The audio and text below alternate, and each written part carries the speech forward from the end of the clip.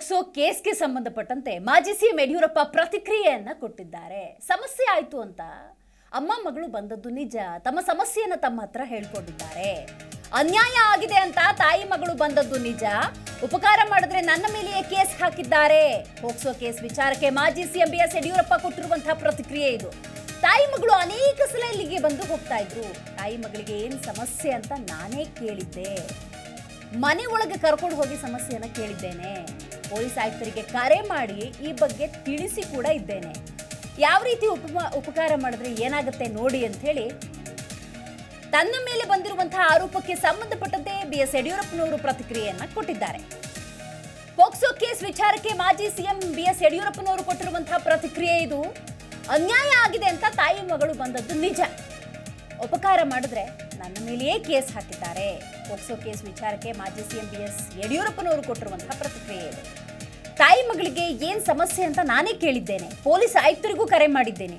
ಈ ಬಗ್ಗೆ ತಿಳಿಸಿದ್ದೀನಿ. ಅವರಿಗೆ ಏನೆಲ್ಲ ಸಹಾಯ ಬೇಕೋ ಆ ಸಹಾಯವನ್ನ ಮಾಡೋ ನಿಟ್ಟಿನಲ್ಲಿ ಪೊಲೀಸ್ ಇಲಾಖೆಗೆ ಮಾಹಿತಿಯನ್ನ ಕೊಟ್ಟಿದ್ದೇನೆ. ಆದರೆ ಇಂತಹ ಸಂದರ್ಭದಲ್ಲಿ ನನ್ನ ವಿರುದ್ಧವೇ ತಿರುಗಿ ಬಿದ್ದಿದ್ದಾರೆ. ಯಾವ ರೀತಿ ಉಪಕಾರ ಮಾಡಿದ್ರೆ ಏನಾಗುತ್ತೆ ನೋಡಿ ಅಂತ ಹೇಳಿ ತಮ್ಮ ಮೇಲೆ ಬಂದಿರುವಂತಹ ಆರೋಪಕ್ಕೆ ಸಂಬಂಧಪಟ್ಟಂತೆ ಬಿಎಸ್ ಯಡಿಯೂರಪ್ಪನವರು ಪ್ರತಿಕ್ರಿಯೆ ಕೊಟ್ಟಿದ್ದಾರೆ. ಯಾರೋ ಬೆಣ್ಣು ಮಗಳು ಕಂಪ್ಲೇಂಟ್ ಕೊಟ್ಟಿದ್ದಾಳೆ ಅಂತ ಗೊತ್ತಾಯ್ತು. ಈಗ ಒಂದೊಂದೂವರೆ ತಿಂಗಳಿಂದ ಇರ್ಬೋದು. ಒಬ್ಬ ತಾಯಿ ಮಗಳು ಅನೇಕ ಸಾರಿ ಇಲ್ಲಿ ಬಂದು ಹೋಗ್ತಾ ಇದ್ರು. ನಾವು ಹತ್ರ ಸೇರಿಸ್ತಾ ಇರಲಿಲ್ಲ. ನಾನು ಒಂದ್ಸರಿ ಬರಬೇಕಾದ್ರೆ ಅವ್ರು ಕಣ್ಣೀರು ಹಾಕ್ತಾ ಇದ್ರು ಅಂತ ಹೇಳಿಬಿಟ್ಟು ಒಳಗಡೆ ಕರ್ಕೊಂಡು ಕುಂಡಿಸ್ಕೊಂಡು ಕೇಳಿದೆ ಏನು ಸಮಸ್ಯೆ ಅಂತ. ತಾಯಿ ಮಗಳನ್ನಿಬ್ಬರು ನಮ್ಗೆ ತುಂಬ ಅನ್ಯಾಯ ಆಗಿದೆ, ಮತ್ತೊಂದು ಮಗದೋದು ಅಂತ ಹೇಳಿದ್ರು. ಆಮೇಲೆ ನಾನು ಪೊಲೀಸ್ ಕಮಿಷನರ್ಗೆ ಫೋನ್ ಮಾಡಿ ಇವ್ರಿಗೇನೋ ಅನ್ಯಾಯ ಆಗಿದೆ, ಸ್ವಲ್ಪ ನ್ಯಾಯ ಒದಗಿಸ್ಕೊಡಿ ಅಂತ ದಯಾನಂದಕ್ಕೆ ಫೋನ್ ಮಾಡಿ ಅವ್ರನ್ನ ಇಬ್ಬರು ತಾಯಿ ಮಗಳನ್ನಲ್ಲಿ ಕಳಿಸ್ಕೊಟ್ಟೆ. ಅದಾದಮೇಲೆ ನನ್ನ ಮೇಲೆ ಏನೇನೋ ಮಾತಾಡೋಕ್ಕೆ ಶುರು ಮಾಡಿದ್ರು. ಅಲ್ಲೇ ನಾನು ಹೇಳಿದೆ, ಇದು ಯಾಕೋ ಆರೋಗ್ಯ ಮನುಷ್ಯನ ಸರಿ ಇದ್ದಂಗೆ ಕಾಣಲ್ಲ, ಹೆಚ್ಚು ಮಾತಾಡೋ ಉಪಯೋಗ ಇಲ್ಲ ಅಂತ ಹೇಳಿಬಿಟ್ಟು ನಾನು ಅವರನ್ನು ಪೊಲೀಸ್ ಕಮಿಷನರ್ ಕಳಿಸ್ಕೊಟ್ಟೆ. ಪೊಲೀಸ್ ಕಮಿಷನರ್ ಎಲ್ಲ ವಿಚಾರನ ತಿಳ್ಕೊಳ್ಳೋಂಥ ಪ್ರಯತ್ನ ಮಾಡಿದ್ದಾರೆ. ಇದನ್ನು ಬೇರೆ ರೀತಿ ಮಾಡಿ ಈಗ FIR ಏನೋ ಆಗಿದೆ ಅಂತ ಹೇಳಿದ್ರು. ಅದನ್ನು ಕಾನೂನಂತ ಏನು ಬೇಕು ಎದುರಿಸೋಣ, ಅದು ಮಾಡೋಣ. ಆದರೆ ಯಾವ ರೀತಿ ಒಬ್ಬರಿಗೆ ಉಪಕಾರ ಮಾಡೋಕ್ಕೆ ಹೋದ್ರೆ ಈ ಥರ ಆಗುತ್ತೆ ಅಂತ ಸ್ವಲ್ಪ ಕಷ್ಟ ಇದೆ ಅಂತೇಳಿ ಸ್ವಲ್ಪ ದುಡ್ಡನ್ನು ಕೊಟ್ಟು ಕಳಿಸ್ತೇನೆ ನಾನು. ಇಷ್ಟಾದರೂ ಸಹ ಈ ರೀತಿಯ ಒಂದು ಬೆಳವಣಿಗೆ ಆಗಿದೆ. ಇರಲಿ, ನೋಡೋಣ, ಎದುರಿಸೋಣ. ಇದೆಲ್ಲ ನಾವು ನಿರೀಕ್ಷೆ ಮಾಡಿರಲಿಲ್ಲ. ಯಾರೋ ಬೆಣ್ಣು ಮಗಳು ಕಂಪ್ಲೇಂಟ್ ಕೊಟ್ಟಿದ್ದಾಳೆ ಅಂತ ಗೊತ್ತಾಯಿತು. ಈಗ ಒಂದೊಂದೂವರೆ ತಿಂಗಳಿಂದ ಇರ್ಬೋದು. ಒಬ್ಬ ತಾಯಿ ಮಗಳು ಅನೇಕ ಸಾರಿ ಇಲ್ಲಿ ಬಂದು ಹೋಗ್ತಾ ಇದ್ರು. ನಾವು ಹತ್ರ ಸೇರಿಸ್ತಾ ಇರಲಿಲ್ಲ. ನಾನು ಒಂದ್ಸರಿ ಬರಬೇಕಾದ್ರೆ ಅವ್ರು ಕಣ್ಣೀರು ಹಾಕ್ತಾ ಇದ್ರು ಅಂತ ಹೇಳಿಬಿಟ್ಟು ಒಳಗಡೆ ಕರ್ಕೊಂಡು ಕುಂಡಿಸ್ಕೊಂಡು ಕೇಳಿದೆ ಏನು ಸಮಸ್ಯೆ ಅಂತ. ತಾಯಿ ಮಗಳನ್ನಿಬ್ಬರು ನಮ್ಗೆ ತುಂಬ ಅನ್ಯಾಯ ಆಗಿದೆ, ಮತ್ತೊಂದು ಮಗದೋದು ಅಂತ ಹೇಳಿದ್ರು. ಆಮೇಲೆ ನಾನು ಪೊಲೀಸ್ ಕಮಿಷನರ್ಗೆ ಫೋನ್ ಮಾಡಿ ಇವ್ರಿಗೇನೋ ಅನ್ಯಾಯ ಆಗಿದೆ, ಸ್ವಲ್ಪ ನ್ಯಾಯ ಒದಗಿಸ್ಕೊಡಿ ಅಂತ ದಯಾನಂದಕ್ಕೆ ಫೋನ್ ಮಾಡಿ ಅವ್ರನ್ನ ಇಬ್ಬರು ತಾಯಿ ಮಗಳನ್ನಲ್ಲಿ ಕಳಿಸ್ಕೊಟ್ಟೆ. ಅದಾದಮೇಲೆ ನನ್ನ ಮೇಲೆ ಏನೇನೋ ಮಾತಾಡೋಕ್ಕೆ ಶುರು ಮಾಡಿದ್ರು. ಅಲ್ಲೇ ನಾನು ಹೇಳಿದೆ, ಇದು ಯಾಕೋ ಆರೋಗ್ಯ ಮನುಷ್ಯನ ಸರಿ ಇದ್ದಂಗೆ ಕಾಣಲ್ಲ, ಹೆಚ್ಚು ಮಾತಾಡೋ ಉಪಯೋಗ ಇಲ್ಲ ಅಂತ ಹೇಳಿಬಿಟ್ಟು ನಾನು ಅವರನ್ನು ಪೊಲೀಸ್ ಕಮಿಷನರ್ ಕಳಿಸ್ಕೊಟ್ಟೆ. ಪೊಲೀಸ್ ಕಮಿಷನರ್ ಎಲ್ಲ ವಿಚಾರನ ತಿಳ್ಕೊಳ್ಳೋಂಥ ಮಾಜಿ ಸಿಎಂ ಬಿಎಸ್ ಯಡಿಯೂರಪ್ಪ ಮೇಲೆ ಬಂದಿರುವಂತಹ ಆರೋಪಕ್ಕೆ ಸಂಬಂಧಪಟ್ಟಂತೆ ಕರ್ನಾಟಕ ಗೃಹ ಸಚಿವರು ಪ್ರತಿಕ್ರಿಯೆಯನ್ನು ಕೊಟ್ಟಿದ್ದಾರೆ. ಮಾಜಿ ಸಿಎಂ ಬಿಎಸ್ ಯಡಿಯೂರಪ್ಪ ವಿರುದ್ಧ FIR ವಿಚಾರ. ಬಿಎಸ್ ಯಡಿಯೂರಪ್ಪ ಒಬ್ಬ ಹಿರಿಯ ರಾಜಕಾರಣಿ. ಇದರಲ್ಲಿ ರಾಜಕೀಯ ದುರುದ್ದೇಶ ಇಲ್ಲ, ತನಿಖೆ ಮಾಡ್ತಿದ್ದಾರೆ. ಇದರ ಬಗ್ಗೆ ಸಿಎಂ ಜೊತೆಗೂ ಚರ್ಚೆ ಮಾಡಿದ್ದೇವೆ. ಸದಾಶಿವನಗರದಲ್ಲಿ ಗೃಹ ಸಚಿವ ಡಾಕ್ಟರ್ ಜಿ ಪರಮೇಶ್ವರ್ ಕೊಟ್ಟಿರುವಂತಹ ಹೇಳಿಕೆ ಇದು.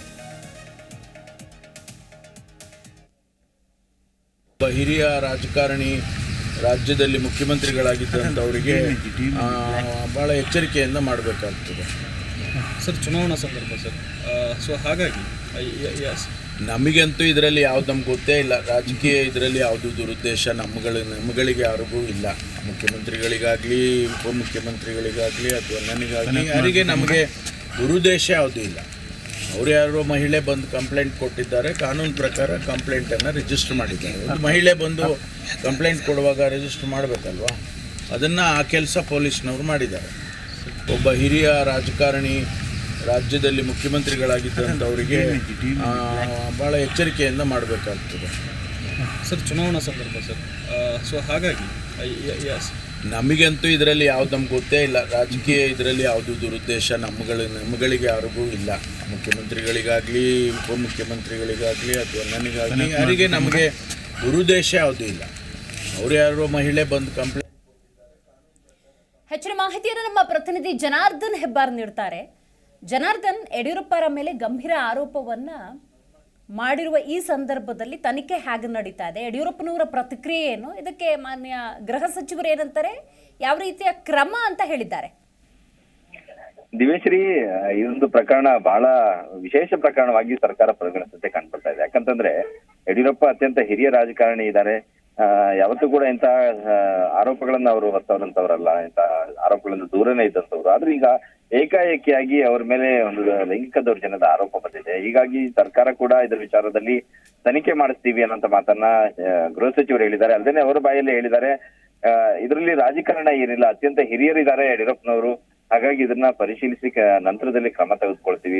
ಆರೋಪ ಏನೋ ಬಂದಿದ್ದ ಸದ್ಯಕ್ಕೆ ತಕ್ಷಣಕ್ಕೆ ಅದ್ರ ಮೇಲೆ ಕ್ರಮ ಅನ್ನೋದಕ್ಕಿಂತ ಹೆಚ್ಚಾಗಿ ಅದನ್ನ ತನಿಖೆ ಮಾಡ್ತೀವಿ ಮೊದಲು ಅಂತ ಹೇಳಿದ್ದಾರೆ. ಯಾಕಂದ್ರೆ ಪೋಕ್ಸೋ ಕಾಯ್ದೆ ಜಾರಿ ಆಯ್ತು ಅಂದ್ರೆ ಆರೋಪಿಗಳನ್ನ ತಕ್ಷಣ ಬಂಧಿಸಲಾಗತ್ತೆ ಯಾವುದೇ ಪ್ರಕರಣದಲ್ಲಿ. ಉದಾಹರಣೆಗೆ ಹೇಳೋದಾದ್ರೆ ಮುರುಘಾ ಶ್ರೀಗಳನ್ನ ಪ್ರಕರಣವನ್ನೇ ತೆಗೆದುಕೋಬಹುದು ನಾವು, ಯಾವುದೇ ಪ್ರಭಾವ ಇಲ್ದೇನೆ ಅವ್ರನ್ನ ಬಂಧಿಸಲಾಗತ್ತೆ. ಆದ್ರೆ ಇಲ್ಲಿ ಯಡಿಯೂರಪ್ಪನವರ ವಿರುದ್ಧ ಈಗ ಕ್ರಮ ತೆಗೆದುಕೊಳ್ಳಿಕ್ಕೆ ಹೋದ್ರೆ ತಕ್ಷಣಕ್ಕೆ ಇದು ನೇರವಾಗಿ ರಾಜಕಾರಣ ಅನ್ನುವಂತ ಆರೋಪವನ್ನ ಒಂದು ತಿರುವನ್ನ ಪಡ್ಕೊಳ್ಳುತ್ತೆ. ಆ ಕಾರಣಕ್ಕಾಗಿ ಅವ್ರನ್ನ ಹಿರಿತನವನ್ನ ಗುರುತಿಸಿ ಮತ್ತೆ ಇದ್ರಲ್ಲಿ ರಾಜಕಾರಣ ಅನ್ನೋದು ಬೆರೆಸಬಾರದು ಅನ್ನೋ ಕಾರಣಕ್ಕಾಗಿ ಸರ್ಕಾರ ಕೂಡ ಈಗ ಇದನ್ನ ತನಿಖೆ ಮಾಡಿ ಮುಂದಿನ ಹಂತದಲ್ಲಿ ತೀರ್ಮಾನ ಅನ್ನೋದು ಮಾತನ್ನ ಹೇಳಿದ್ದಾರೆ. DCM DK ಶಿವಕುಮಾರ್ ಕೂಡ ಇದೇ ಮಾತನ್ನ ಹೇಳ್ತಾ ಇದ್ದಾರೆ. ಯಡಿಯೂರಪ್ಪನವರ ಮೇಲೆ ಬಂದಿರುವಂತಹ ಪ್ರಕರಣದಲ್ಲಿ ಬಹಳ ಗಂಭೀರವಾದಂತ ಆರೋಪ ಇದು, ದೊಡ್ಡ ಪ್ರಕರಣ ಅಂತಾನೆ ಪರಿಗಣಿಸ್ಕೊಳ್ಳುತ್ತೆ ಬೇರೆ ವಿಚಾರಕ್ಕೆ, ಬೇರೆಯವ್ರಿಗೆ ಸಂಬಂಧಪಟ್ಟಾಗಿ ಹೇಳೋದಾದ್ರೆ. ಆದ್ರೆ ಅವರ ಹಿರಿತನದ ಕಾರಣಕ್ಕಾಗಿ ಇದನ್ನ ಸರ್ಕಾರ ಸ್ವಲ್ಪ ತುಂಬಾ ನಾಜೂಕಾಗಿ ನೋಡುವಂತೆ ಕಂಡು ಬರ್ತಾ ಇದೆ. ಸದ್ಯಕ್ಕಂತೂ ಯಡಿಯೂರಪ್ಪನವರು ಬಂಧನದ ಭೀತಿ ಅಥವಾ ಏನಾದ್ರೂ ಇತರ ವಿಚಾರಗಳಿಂದ ಸ್ವಲ್ಪ ಸೇಫ್ ಆಗಿದ್ದಾರೆ ಅಂತಾನೆ ಹೇಳ್ಬಹುದು. ಆರೋಪ ಬಂದ ತಕ್ಷಣದಲ್ಲಿ ಯಡಿಯೂರಪ್ಪನವರು ಕೂಡ ಇದಕ್ಕೆ ಪ್ರತಿಕ್ರಿಯೆಯನ್ನ ಕೊಟ್ಟರು. ದಿವೇಶ್ರೀ ಬೆಳಿಗ್ಗೆ ಅವರು ಮಾತಾಡ್ತಾ ಹೇಳಿದ್ರು, ಈ ಪ್ರಕರಣದಲ್ಲಿ ಹಿಂದೆ ತನಗೆ ಸಹಾಯ ಬೇಕು ಅಂತ ಹೇಳಿ ಮಹಿಳೆಯವರು ಬಂದ್ರು, ಆ ಸಂದರ್ಭದಲ್ಲಿ ಅವರಿಗೆ ಸಹಾಯ ಮಾಡಿದೀನಿ, ಒಂದಷ್ಟು ಹಣ ಕೊಟ್ಟು ಸಾಂತ್ವನ ಕೂಡ ಮಾಡಿ ಕಳಿಸಿದ್ದೆ. ಆದ್ರೆ ಈಗ ತನ್ನ ಮೇಲೆ ಇಂತಹ ಆರೋಪವನ್ನು ಅವ್ರು ಮಾಡ್ತಾರೆ ಅಂದಾಗ ನನಗೆ ಅಚ್ಚರಿಯಾಗಿದೆ ಅನ್ನೋಂತ ಮಾತನ್ನ ಯಡಿಯೂರಪ್ಪನವರೇ ಹೇಳಿದ್ರು, ಬೆಳಿಗ್ಗೆ ಹೇಳಿದ್ರು. ಸ್ವಲ್ಪ ನೊಂದುಕೊಂಡು ಈ ಮಾತನ್ನ ಹೇಳಿದ್ರು. ಆದ್ರೆ ನಾನು ಎದುರಿಸಲಿಕ್ಕೆ ಸಿದ್ಧ ಇದ್ದೀನಿ, ಕಾನೂನು ರೀತಿಯಲ್ಲಿ ಇದನ್ನ ನಾನು ಎದುರಿಸೋದಕ್ಕೂ ಕೂಡ ಸಿದ್ಧವಾಗಿದ್ದೀನಿ ಅನ್ನೋ ಮಾತನ್ನ ಯಡಿಯೂರಪ್ಪನ ಹೇಳಿದ್ರು. ದಿವೇಶ್ರೀ, ಜನಾರ್ದನ್, ಈಗ ಯಾವಾಗ ಬಂದಿದ್ರು, ಯಾರೆಲ್ಲ ಬಂದಿದ್ರು? ಈಗ ಯಡಿಯೂರಪ್ಪನವರು ಅಂದಾಗ ಹಿರಿಯ ರಾಜಕಾರಣಿ, ಯಾರೇ ಸಹಾಯ ಅಂತ ಕೇಳಿದ್ರು ಕೂಡ, ಕೇಳ್ಕೊಂಡು ಬಂದ್ರು ಕೂಡ ಒಂದಷ್ಟು ಹಿಂಬಾಲಕರು ಸಹಜವಾಗಿ ಎಲ್ಲಾ ಸಂದರ್ಭದಲ್ಲೂ ಇರ್ತಾರೆ ಅಂತ ಅನ್ಕೊಳ್ಬಹುದು. ಸೊ ಈ ನಿಟ್ಟಿನಲ್ಲಿ ಆ ಸನ್ನಿವೇಶವನ್ನೇನಾದ್ರೂ ಯಡಿಯೂರಪ್ಪನವ್ರು ಎಕ್ಸ್ಪ್ಲೇನ್ ಮಾಡಿದ್ರ? ಅಂದ್ರೆ ಹಿಂದೆ ಕೆಲ ಸಮಯದ ಹಿಂದೆ ಮಹಿಳೆ ಒಬ್ರು ಮಗಳೊಬ್ಬನ ಕರ್ಕೊಂಡ್ ಬಂದಿದ್ರು. ಆವಾಗ ಅವ್ರ ಕಷ್ಟಗಳನ್ನ ಹೇಳಿಕೊಂಡಿದ್ರು, ಕಣ್ಣೀರ್ ಹಾಕಿದ್ರು. ಅವ್ರದ್ದು ಯಾವ್ದೋ ಕಷ್ಟದ ವಿಚಾರವಾಗಿ ನಾನು ಅವರಿಗೆ ಮಾತಾಡಿದ್ದೆ, ಸಾಂತ್ವನ ಹೇಳಿದ್ದೆ, ಹಣವನ್ನ ಕೂಡ ಕೊಟ್ಟು ಕಳಿಸಿದ್ದೆ, ಒಂದಷ್ಟು ಅವ್ರಿಗೆ ಸಹಾಯ ಆಗ್ಲಿ ಅನ್ನೋ ಮಾತನ್ನ ಹೇಳಿದ್ದಾರೆ. ಆದ್ರೆ ಆರೋಪ ಮಾಡಿದಂತವ್ರು ಹೇಳ್ತಾ ಇರೋದು ಮಹಿಳೆನ ಒಳಗಡೆನೆ ಕರ್ಕೊಂಡು ಹೋಗಿದ್ರು, ರೂಮಿಗೆ ಕರ್ಕೊಂಡು ಹೋಗಿದ್ರು ಅನ್ನೋ ಮಾತನ್ನೆಲ್ಲ ಹೇಳಿದ್ದಾರೆ. ಯಾವುದೇ ಯಡಿಯೂರಪ್ಪನವ್ರ ಮನೆ ಇರ್ಬೋದು ಅಥವಾ ಯಾವುದೇ ನಾಯಕರ ಮನೆಗೆ ಬಂದಂತ ಸಂದರ್ಭದಲ್ಲಿ CC ಕ್ಯಾಮ್ರಾ ಇದ್ದೇ ಇರತ್ತೆ. ಮನೆಯ ಹೊರಗಡೆವರೆಗೆ ಮಾತ್ರ ಇರತ್ತೆ, ಅವರ ಮನೆ ಒಳಗಡೆ ಹಾಲಲ್ಲಾಗ್ಲಿ ಇನ್ಯಾವುದೋ ಪ್ಲೇಸ್ನಲ್ಲಿ CC ಕ್ಯಾಮ್ರಾ ಇರಲ್ಲ, ಗೊತ್ತಾಗಲ್ಲ. ಹಾಗಾಗಿ ಇವರು ಆರೋಪ ಬಹಳ ದೊಡ್ಡ ಆರೋಪ, ಗಂಭೀರವಾದಂತ ಆರೋಪ, ಅದರಲ್ಲೂ ಚುನಾವಣೆ ಸಂದರ್ಭದಲ್ಲಿ ಮಾಡ್ತಾ ಇರುವಂತ ಆರೋಪ. ಇದು ಒಂದು ಸ್ವಲ್ಪ ಆಚೀಚೆ ಆದ್ರೂ ಸಹಿತ ಚುನಾವಣೆ ವಿಚಾರಕ್ಕಾಗಿ ಬಹಳ ದೊಡ್ಡ ಪರಿಣಾಮವನ್ನು ಬೀರುತ್ತೆ. ಈ ನಿಟ್ಟಿನಲ್ಲಿ ನೋಡೋದಾದ್ರೆ ರಾಜ್ಯ ಸರ್ಕಾರ ಬಹಳ ಎಚ್ಚರಿಕೆಯಿಂದ ಈ ವಿಚಾರವನ್ನ ತೆಗೆದುಕೊಂಡಂತೆ ಕಂಡು ಬರ್ತಾ ಇದೆ. ಬೇರೆ ಸಂದರ್ಭದಲ್ಲಿ ಎಡದಂತೆ ಕಂಡಿದ್ದರೂ ಸಹಿತ ಈ ಪ್ರಕರಣದಲ್ಲಿ ಬಹಳ ಸೂಕ್ಷ್ಮವಾಗಿ ಯಾವುದೇ ರೀತಿಯ ರಾಜಕೀಯ ಪ್ರಭಾವ ಇದರಲ್ಲಿ ಕಾಣಿಸ್ದೇನೆ, ಪರಿಣಾಮ ಬೀರ್ದೇನೆ ಕ್ರಮವನ್ನ ತಗೋಬೇಕು ಅನ್ನೋ ಕಾರಣಕ್ಕಾಗಿ ಎಚ್ಚರಿಕೆಯಿಂದ ಹೆಜ್ಜೆ ಇಟ್ಟಿದೆ. ಯಡಿಯೂರಪ್ಪನವ್ರು ಮಾತ್ರ ಇದರಲ್ಲಿ ಬಹಳ ಶಾಕ್ ಆದಂತೆ ಕಂಡು ಬಂತು ಅವ್ರು ಬೆಳಿಗ್ಗೆ ಮಾತಾಡುವಂತ ರೀತಿಯನ್ನ ನೋಡಿದಾಗ. ಕಾರಣ ಏನಂತಂದ್ರೆ, ಅವರು ತಾನು ಸಹಾಯ ಮಾಡಿದವರೇ ತನಗೆ ಈಗ ವಾಪಸ್ ಈ ರೀತಿ ಆರೋಪವನ್ನ ಯಾಕೆ ಮಾಡ್ತಾ ಇದ್ದಾರೆ. ಆದ್ರೆ ಅವ್ರು ನೇರವಾಗಿ ಹೇಳ್ತಾರೆ, ಇದರಲ್ಲಿ ರಾಜಕೀಯ ಇದ್ದಂತೆ ಕಂಡು ಬರಲ್ಲ ತನಗೆ, ಇದು ಯಾವ್ದೋ ರಾಜಕೀಯ ದುರುದ್ದೇಶದಿಂದನೂ ಮಾಡ್ತಿದ್ದಾರೆ ಅಂತಾನು ಅಂತಲ್ಲ ಅನ್ನೋ ಮಾತನ್ನು ಕೂಡ ಯಡಿಯೂರಪ್ಪನವ್ರು ಹೇಳ್ತಾ ಇದ್ದಾರೆ.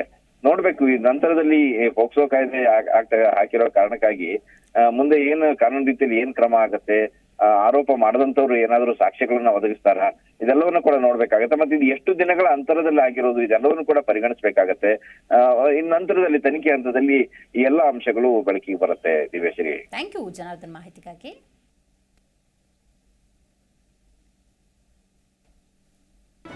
ಜಿ ಕನ್ನಡ ನ್ಯೂಸ್ ಈಗ ನಿಮ್ಮ ಮನೆಯಲ್ಲೇ ನೋಡಿ. ಎಲ್ಲ ಕೇಬಲ್ಗಳಲ್ಲಿ ಈಗ ಲಭ್ಯ. Sun Direct 292, Jio TV 1334, YOU Digital 162, Siti Cable 51, GTPL 17, Abhishek Cables 821, Rockline Telecommunication 51, Shri Basaveshwara number 60, Vinayaka Digital number 53, In Digital number 896ರಲ್ಲಿ. ನಿಮ್ಮಿಸ್ತದ ಜಿ ಕನ್ನಡ ನ್ಯೂಸ್ ನೋಡಿ ಆನಂದಿಸಿ.